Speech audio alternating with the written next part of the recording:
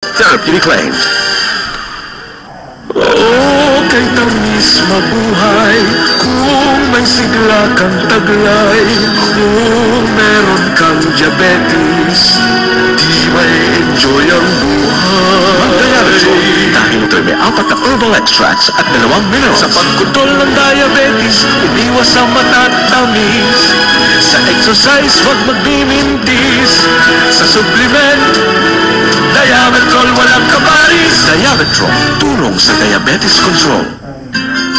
Para sa karagdagang kaalaman kung paano maiiwasan at malulunasan ang iba't ibang karamdaman, atin ang pakinggan ang programang Pangkalusugan, Lunas.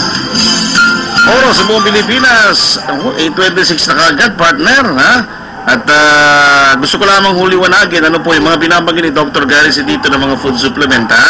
Wag na wag pong gagawing pamalit sa inyong mga gamot, ano po, ha? Gamot, ha? Yung nireseta ng doktor.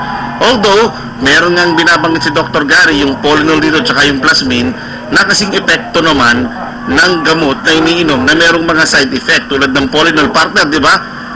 Pareho sila ng ginagawa ng mga statin drugs, di ba? Pero minus the side effects sa liver. Tama ba ako?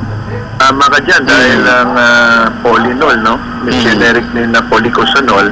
Marami ng pag-aaral na hinalintulad ito sa pangkaraniwan na gamot para sa kolesterol. Yes. At nalaman nila, hindi ito nagkakos ng tinatawag na liver side effect. At ito lang ang supplement na nagpapababa ng bad cholesterol habang tinataas ang good cholesterol. Ayun. So, binababa rin nito ang triglycerides at yung total cholesterol. So, very safe inumin yan, over-the-counter lang, nabibili sa lahat ng drugstore. Then, partner, hingi ako ng pahintulot sa iyo, napatingin ko lang itong mga sumusunod. Go ahead.